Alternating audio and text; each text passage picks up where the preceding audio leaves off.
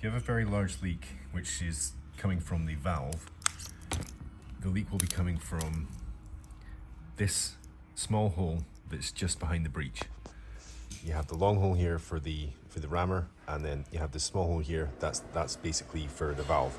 And what's happening is there's going to be a very large leak coming from the valve through the breech.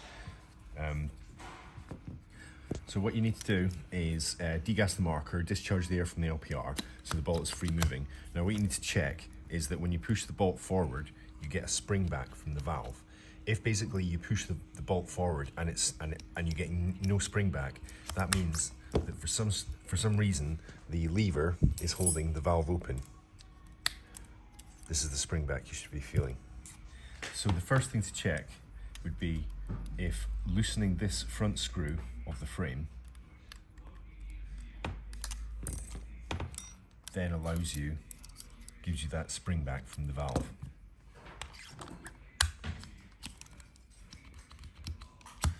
If it does, it means that the screw holding the bearing carrier into the frame isn't tight enough, and what that's doing is pushing onto the valve plug, which will be putting pressure onto the valve and allowing it to sit open.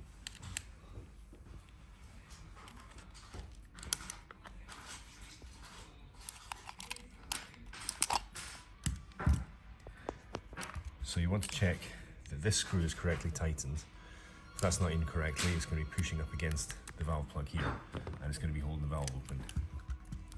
The next thing to check, once the frame's off, can you see this freedom of movement from the valve? If not, it could be that the plug has been over tightened. If loosening off the plug slightly gives you that freedom of movement, then what I would recommend is fitting a number 6x1 O-ring onto the valve plug. That means that you won't be able to over tighten it, and as soon as you feel the O-ring start to bind against the body, that's when you can stop. And as long as you have that freedom of movement with the valve, you won't have this large leak, because basically what's happening is the valve is being continuously held open and air is just flowing out through the valve down the barrel. If you're still getting this large leak from the valve, then you need to check the valve and the valve guide.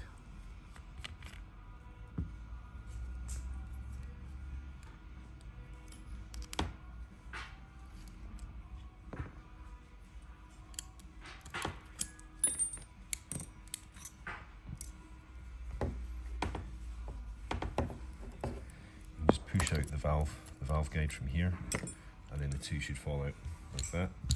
Now what you want to be checking is this number 13 O-ring can technically cause a valve leak, but it's a static O-ring, so it's very unlikely.